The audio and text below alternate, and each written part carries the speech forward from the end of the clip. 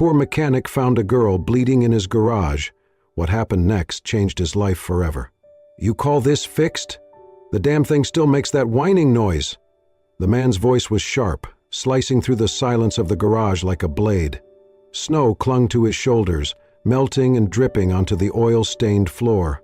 Carlos stood beside the open hood of a dusty 2009 Dodge Caravan, hands black with grease, his breath misting in the freezing air. He exhaled slowly before speaking, his voice calm but firm. "That whining is your power steering pump. I told you last week it needed replacement. You said to wait." The man huffed, shaking his head with exaggerated frustration. "You mechanics are all the same, just looking for ways to squeeze out a few extra bucks. I paid you to fix the noise."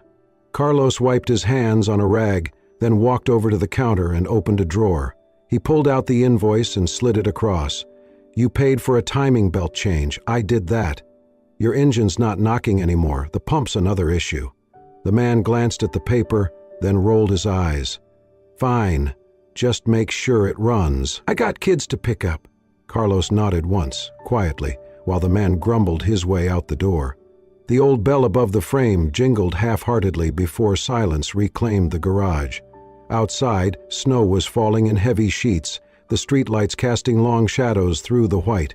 The storm had come in fast, one of those Michigan blizzards that swallowed the city whole in a matter of hours.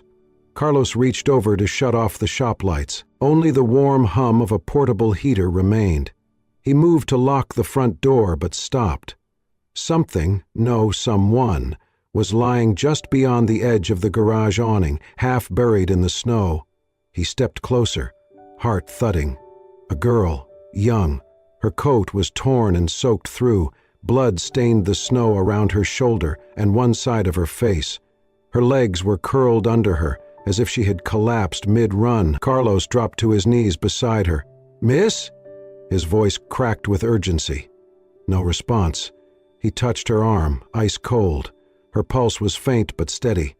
Instinct kicked in. He slid one arm beneath her back, the other under her knees, and lifted her into his chest. She was lighter than he expected, fragile in a way that unsettled him. Her head lolled to the side as he carried her into the warmth of the garage. He laid her on the old leather couch near the heater, quickly moving to grab his first aid kit from the tool shelf. The cut on her temple was long, but not deep. More troubling was the gash in her left side, jagged, maybe from glass or metal. Her breathing was shallow, her skin pale as frost. Carlos cleaned the wounds, wrapping them carefully. He covered her in 2 blankets, then tried the landline. Dead. The storm must have taken down the lines. He reached for his old cell phone. No signal. "Damn it," he muttered, then looked back at her. Her lips moved faintly. He leaned in. No hospital," she whispered. "Please." He blinked. Her eyes were barely open, but there was fear in them, real, raw fear. "All right," he said, lowering his voice. "No hospital. Just breathe. You're safe now." She passed out again. Carlos ran a damp cloth over her forehead, then placed a warm water bottle by her hands. He used a space heater to gently warm the air around her, but kept it at a safe distance. Minutes stretched into hours. Carlos stayed by her side, checking her pulse, adjusting the bandages, adding another blanket. He brewed black tea and tried spooning a few drops into her mouth when she stirred. He didn't wake. He didn't ask himself why he was doing this. He had no reason to. The moment he saw her lying in the snow, broken and bleeding, his decision was made.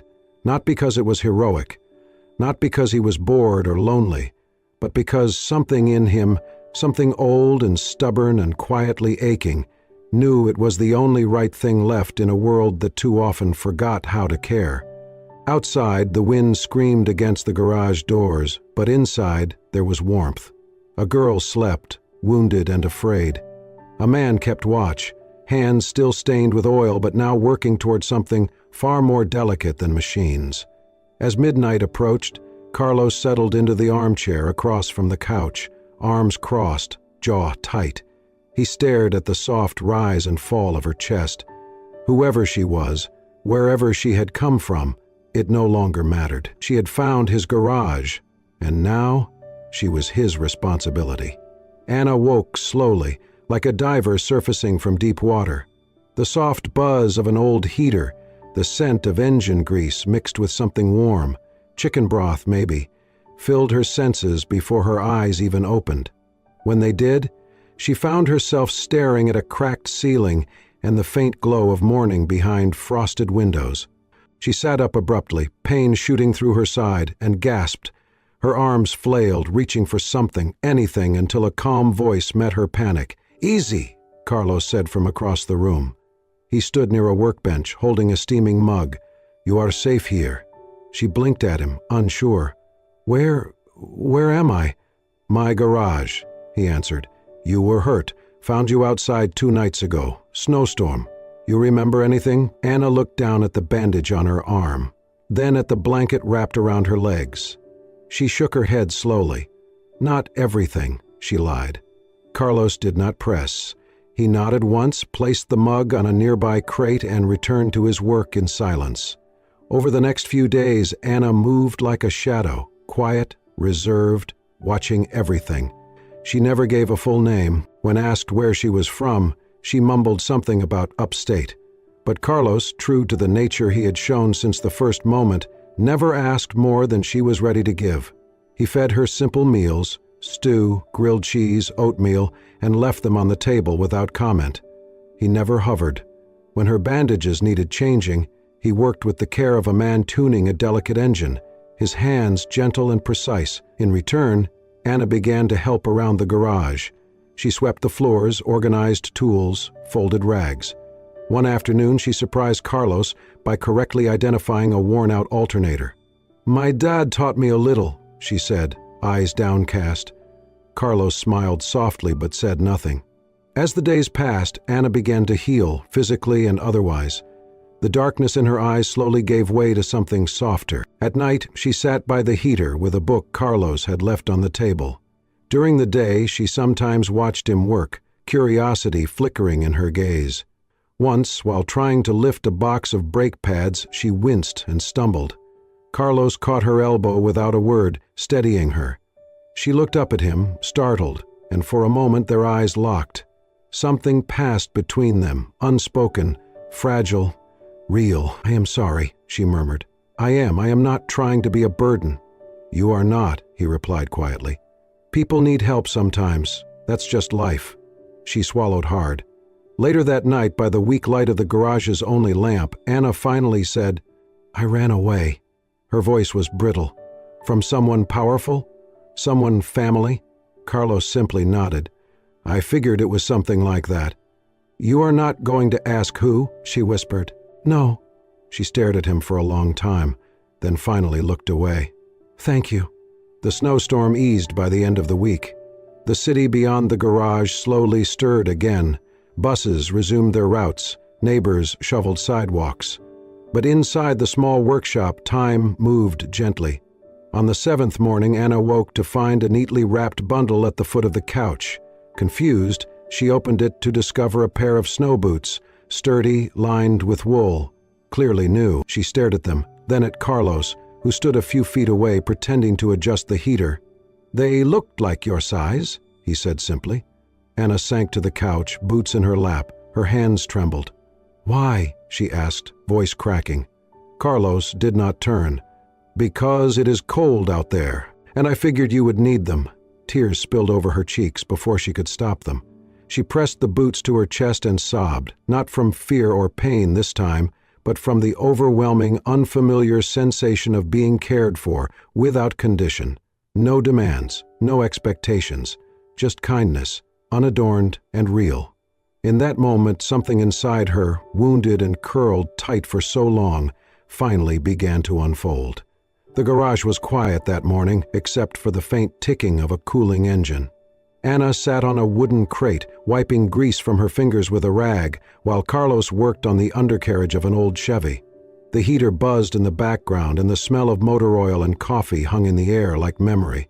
"Ever think about leaving Detroit?" Anna asked suddenly, her voice low but steady. Carlos didn't answer at first. He rolled out from under the vehicle, dusted off his hands, and leaned against the workbench. He looked at her with the calm weight of a man who had lived too many lives in one. I did once, he said. A long time ago. Anna raised an eyebrow. What stopped you? He took a slow breath. Life. Pride. Maybe both. She waited, sensing he had more to say. He sat on the bench across from her, his gaze drifting to the grimy window pane fogged by the cold. I used to work for Edison Motors, he said quietly. Anna's heart skipped. She kept her face neutral. Started there young, he continued. Right out of tech school. Spent 20 years designing engines, solving problems no one else could touch. I wasn't some desk guy. I got my hands dirty, helped build things that lasted. He paused, fingers absent-mindedly rubbing a scar on his wrist. Then one day, everything changed. New board, new direction.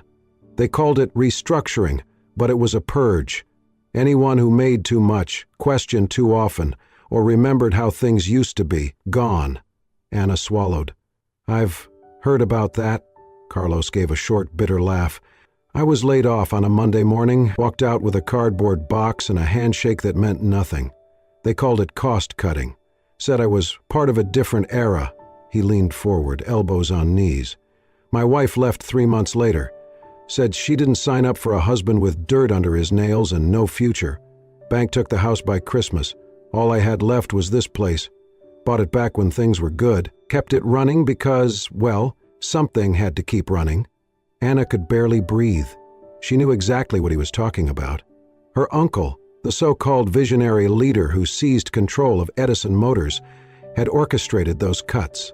Ruthless, efficient, unforgiving. And now she was sitting in the garage of one of his victims. Carlos looked at her then, as if he sensed the storm behind her silence, but his voice was still calm. I stopped believing in corporations after that, in titles, in the suits that shake your hand while slipping a knife in your back. Anna looked down at the floor. I'm sorry. He shook his head gently. Not your fault. She wanted to tell him, to say right then that the man who destroyed his life was her uncle, that she carried the bloodline of that very empire he had been cast from. But something stopped her. Maybe it was the weight in his voice, or the fragile trust that had formed between them. Maybe it was the fear of watching his kindness collapse into resentment, so she said nothing. Carlos stood and picked up a rusted gear from the workbench. He held it between his fingers, turning it slowly. You know what I learned, he said. Justice is not in boardrooms or stock reports. It's not in the hands of men with power. Anna looked up, her eyes full of questions.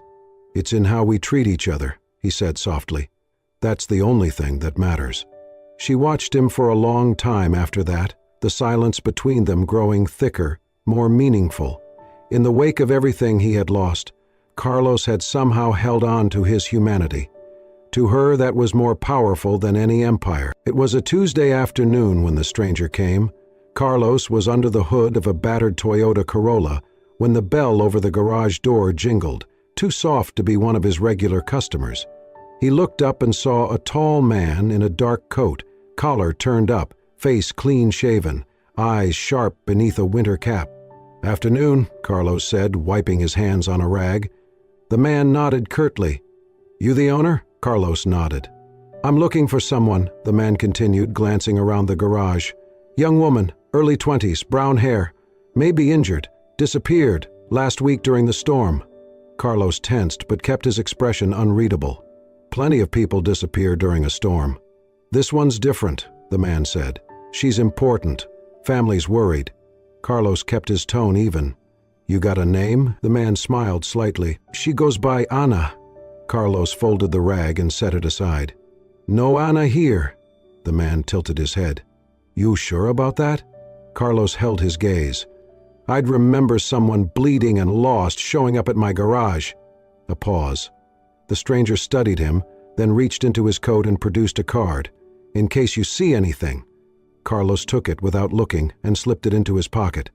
The man turned and walked out without another word. Carlos waited until he was out of sight before turning off the engine he had been working on. He walked quietly to the back room, where Anna was folding rags by the heater. She looked up at his face and froze. Someone came looking, he said softly. She went pale. Did he say my name? Carlos nodded. Anna sat down slowly, hands trembling. "I have to tell you something," she said, her voice barely more than a whisper. He waited. She looked at the floor, then back at him. "My name is Anna Reed. My grandfather was the founder of Edison Motors." Carlos's jaw clenched, but he said nothing. "My father, Jonathan Reed, was supposed to take over after my grandfather passed. He was next in line, everyone knew that. But my uncle, my father's younger brother, Daniel, he convinced the board my father wasn't mentally fit, that he needed rest, treatment. Within weeks he was pushed out." Carlos leaned against the doorframe, arms crossed. Anna kept going, the words coming faster now. "They said it was temporary, but it wasn't. My father was confined. I could visit him, but only under supervision. It felt like a prison." She swallowed hard, her eyes filling. "Then a few weeks ago, I found something. Financial records, buried in an encrypted server. Massive fraud. My uncle's been funneling money through shell companies. I printed what I could, but he found out, and I ran." Carlos exhaled slowly, the air leaving his lungs like a tire deflating. "I did not know where to go," Anna continued, "but I remembered my grandfather talking about a man, a brilliant engineer, someone who helped build the first engines for the Eclipse line, a man named Carlos Ramirez. He said you had integrity, that you were one of the good ones." Carlos looked away, staring at a dent in the steel wall. "I never meant to lie to you," she said, her voice breaking. "I was scared. I still am." For a long moment, neither of them spoke. The only sound was the steady hum of the heater and the wind pressing against the windows. Then Carlos stepped outside. He stood in the cold for nearly a full minute, snowflakes melting on his shoulders, breath rising like steam. He looked out across the empty lot, the gray sky heavy with silence. When he finally walked back in, Anna was sitting exactly where he left her, face downcast. Carlos approached her. Slowly, like a man approaching a skittish animal, he knelt in front of her, gently placed a hand on her shoulder, and said, "I already knew." Her eyes widened. "I figured it out yesterday," he said. "The way you held that wrench, the way you talked about engines like you grew up with them, and the way you flinched every time you heard a car pull in." She started to speak, but he stopped her with a small shake of his head. "I did not keep you here because I did not know," he said softly. "I kept you here because I did." Anna stared at him, stunned, her lips parting without words. "You are not the sum of what your family did," Carlos said. "You are who you choose to be." And in that moment, the weight she had carried for days, the fear, the guilt, the doubt, seemed to ease, just enough to let her breathe. The days that followed settled into a quiet rhythm. Snow still blanketed the streets outside, but inside the garage, life moved with quiet purpose. Carlos began to teach Anna more about cars, not just the basics, but the subtle art of understanding how a machine speaks when something is wrong. "This sound," he said one morning, tilting his ear toward the rumbling engine of an old Ford. "That rattle, not the transmission. It is the heat shield on the exhaust." Anna squinted, listening. "You can tell just by the sound?" Carlos gave a small nod. "Every car has a voice. You just have to learn how to hear it." He never raised his voice, never rushed. He stood beside her as she fumbled with tools, gently correcting her grip, showing her where to press, when to pull, how to listen. "You are not just fixing machines," he told her. "You are listening to something someone else gave up on." Anna soaked it in. She kept a notebook filled with little drawings, diagrams, and notes in her careful handwriting. But at night, after dinner, she wrote something else, pages filled with reflections, hopes, fragments of healing. "He does not talk much, but I feel safe when he is near. He watches everything, says little, but his silence is never cold. It is the kind of silence that listens, that says, 'You matter,' even when you do not speak." She cooked meals on the rusted hot plate in the back office, simple things like scrambled eggs and canned soup with herbs. One evening she made a grilled cheese sandwich that burned slightly at the edges. Carlos ate it without complaint. "It is extra crispy," he said, and the corners of her mouth turned upward into a rare smile. For the first time in her life, she felt like a person, Not a name, not a legacy, not a pawn. Just Anna. They never spoke of what came next. The outside world remained distant, unreal. Here in this quiet garage, surrounded by the smell of motor oil and steel, something rare was blooming. One night, long after the tools had been put away and the heater hummed in its steady rhythm, Carlos sat at his desk, staring at an old photograph in his wallet. Anna watched him from the doorway, sensing something had shifted. "Is that your family?" she asked softly. He didn't look up. "My daughter, Isabella." Anna approached slowly, not wanting to intrude. He handed her the photo, a girl, maybe 10 or 11, with wild curls and a smile that stretched from ear to ear. "She was everything," he said, voice low, smart, curious, always wanted to know how things worked. Anna sat beside him. "What happened?" Carlos closed his eyes for a moment. "Car accident, 3 years ago. Some drunk teenager ran a red light. She did not stand a chance." Anna's breath caught. "My wife, she could not stay after that. She said I reminded her too much of what we lost. I tried to hold us together, but..." He let the sentence fade. Silence settled between them. "I see her sometimes," he said, "in small things, in people who do not even know her name." Anna looked down at her hands. "I am sorry." He turned to her then, eyes soft but unreadable. "You remind me of her, not in the way you look, but in the way you are always trying to fix something, even when it hurts." Anna blinked fast, emotion rising in her throat. "I do not know why you ended up here," he said, "but maybe I needed you as much as you needed me." She reached out, placing her hand gently over his. "Maybe we both needed a place to start over." He nodded once, slowly, as if accepting something deeper than words. That night, in her journal, she wrote, "He lost everything, yet he gave me hope. He does not know it, but he is teaching me more than how to fix cars. He is showing me how to live." The snow had begun to melt. Small puddles gathered near the garage door, and the sharp chill of winter slowly gave way to the damp breath of early spring. But the warmth outside could not reach the heaviness in Anna's chest. She stood near the workbench, clutching a worn folder to her chest. Inside were the documents, printouts, emails, account transfers, all carefully copied from her uncle's encrypted server. It was enough to blow open the fraud, to bring legal fire down on Edison Motors and restore her father's name. But it was also dangerous. If she moved too soon or trusted the wrong person, it could all disappear. Carlos stood across from her, wiping his hands with a rag, though they were already clean. He had known this moment was coming. He had seen it in the way she had been staring out the window more often, in the way her laughter had quieted, replaced by something more solemn. "I have to go back," she said softly. "I cannot hide forever." Carlos nodded. "I figured." Anna stepped closer, placing the folder on the bench between them. "This is everything I have. It is not the originals, but it is enough. If something happens to me..." Carlos raised his hand, stopping her. "No." She blinked. "What? You do not get to speak like that, like you are already gone." She looked down, swallowing the fear in her throat. "I have to be prepared." Carlos picked up the folder, glanced through it, then set it aside. "If you do not come back, I will take this where it needs to go. But you will come back." "How can you be sure?" "Because you are not just doing this for your father," he said. "You are doing it for yourself, for the girl who finally stopped running." She bit her lip, fighting the tears that threatened to come. He stepped around the bench, close enough now that she could see the flicker of pain behind his steady eyes.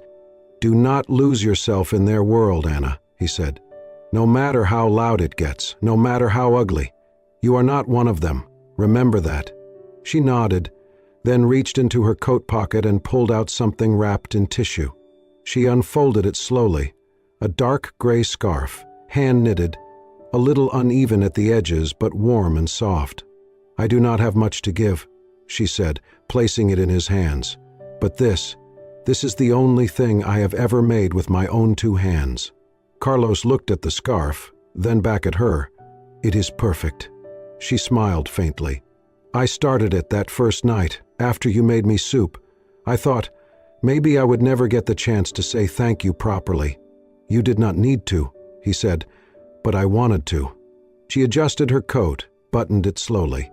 I should go before it gets dark. He followed her to the door. Outside, the air was crisp but clear, the sky tinged with orange from the setting sun. Her car, a modest rental, waited at the edge of the lot. Anna turned to face him one last time. I am scared. Carlos reached up and touched her shoulder gently. Good. That means you are not reckless, she managed a shaky laugh. Will you wait? I will be right here, he said. Like always. She climbed into the car, started the engine, and paused for a moment before shifting into gear. Their eyes met through the windshield, so much unspoken between them. Then she drove off, the tires crunching over gravel, leaving behind only a trail of dust and silence. Carlos stood there until the sound of the engine faded. He stepped back inside, walked to the bench, and picked up the scarf. The wool was soft in his calloused hands, the stitches imperfect, human, real. He sat down slowly, the weight of the empty room pressing in on him. He held the scarf close, pressed it to his chest, and for the first time in years let the tears fall, quiet, steady, and full of something he could not name, not grief, not regret, hope. Worn, tender, and utterly fragile, but real. The press conference room in downtown Detroit buzzed with tension. Reporters packed the space, cameras flashing, whispers spreading like wildfire, fraud, betrayal, a long-lost heir. No one knew what to expect. At exactly noon, Anna walked onto the stage. Dressed in black and gray, her hair tied back, she stood behind the podium with steady eyes and a folder clutched in her arms. My name is Anna Reed, she began, voice clear despite its tremble. Granddaughter of Walter Reed, founder of Edison Motors, and daughter of Jonathan Reed, wrongfully removed from leadership. Gasps rippled through the crowd. Phones lit up. For the last 2 years, my uncle, Daniel Reed, manipulated the company's leadership and records, pushing my father out under false claims of instability. She lifted a document from her folder, emails, audit reports, and internal memos proving his actions. Reporters leaned forward, scribbling. Flashbulbs flared. I ran after uncovering the truth, Anna continued. My life was threatened, but thanks to someone kind, I survived. I returned not for power, but for the people who believed in what this company used to stand for. She paused, emotion rising. I'm not here to claim a title. I'm here to end a lie. She stepped aside. From behind the curtain, Jonathan Reed emerged, older, slower, but unmistakably strong. The room fell silent. Anna met him at center stage. No words, just a long, tearful embrace between father and daughter. When they separated, Anna returned to the microphone. I don't want to lead Edison Motors, she said. It belongs to its people, builders, dreamers, and workers. People like Carlos Ramirez. A stir of curiosity swept the room. Carlos helped design the Eclipse engine. He was fired during my uncle's purge, not for failure, but for standing by his principles. He lost everything. And yet, he took me in when I had nowhere else to go. He taught me what it means to rebuild, not with money, but with honesty. She placed another document on the podium. Effective immediately, Carlos Ramirez will serve as senior consultant to the Edison Foundation, a new initiative focused on ethical innovation and community investment. Shutters clicked, questions flew, but Anna's final words silenced them all. Let Edison's legacy be measured not in profit, but in people. By evening, headlines exploded. The Edison hires recluse, fraud exposed in Reed family, mechanic named hero in scandal. But one stood out across every screen and page. The girl who fell in the snow, and the man who caught her. In his quiet garage, Carlos sat watching the broadcast, scarf around his neck, eyes soft. When the screen showed Anna and her father together, he smiled, not with pride or revenge, but with quiet, enduring peace. He had repaired many engines, but this was redemption. The late afternoon sun cast long shadows over the pavement outside the garage. Spring had arrived, warming the concrete, coaxing green from the trees. A light breeze carried the scent of engine grease and early blossoms. Carlos pulled his truck into the lot, the engine low and steady. It had been a month since the press conference, since Anna stood before the world and spoke the truth, since she handed him a scarf and a goodbye. He had not seen her since. The garage looked the same, yet different. Windows washed, the calendar replaced. There was care in the details, as if someone had been watching over it. Then he saw her. She sat on the bench outside the office, her back to him. Still, calm, certain. "Thought you might be here," he said. Anna turned, smiling softly. She rose and walked to him, her steps confident. "I told you I would come back," she said. "I'm glad you did," he replied. She looked toward the garage. "That Mustang still in there?" Carlos chuckled. "Still waiting. Let's fix that." Inside, the car sat where they had left it. They worked side by side, passing tools, sharing laughter. Anna dropped the same wrench twice, grinning both times. "You never stop learning," Carlos said. "Even when you think you already know," she finished. By sunset, they sat against the wall, the Mustang's engine humming quietly beside them. "I'm starting something," Anna said. "A free workshop, for girls, to teach them about cars, confidence, capability. It'll be called the Reed Initiative. For my father. And you?" Carlos didn't speak right away. Then he reached into his pocket and handed her a folded paper. She opened it, reading in silence. "Director?" she asked, eyes wide. He nodded. "A new tech center, approved by the Edison Foundation, for vets, workers needing a second chance. What's it called?" "The Jonathan Reed Center for Innovation." She blinked quickly, her voice soft. He would be proud. Carlos looked at her with quiet warmth. "So will they of you." That night, after she left with a promise to return in the morning, Carlos wandered the garage. He stopped at the wall where Isabella's photo once hung. He placed a new one beside it. Anna, beside the Mustang, grease on her face, eyes alive. He stepped back, letting memory and hope stand side by side. Then, in the silence, he whispered to the room, the past, and the girl who saved him too. Sometimes, people come into your life not to change you, but to remind you who you were when you still believed in kindness. And for the first time in years, Carlos Ramirez smiled. Thank you for watching this emotional journey of healing, redemption, and unexpected love. If this story touched your heart, reminded you of the beauty of kindness, or made you believe again in second chances, then it did exactly what it was meant to do. At Soul Stirring Stories, we share powerful tales like this one, real or inspired by life, that bring light to the darkest corners of the human experience, stories that warm your heart, make you think, and sometimes make you cry in the best way. If you believe in the power of compassion, resilience, and human connection, be sure to subscribe to Soul Stirring Stories and hit the bell icon so you never miss a story that could change your day or even your life. Until next time, stay kind, stay hopeful, and remember, some stories don't just entertain, they heal.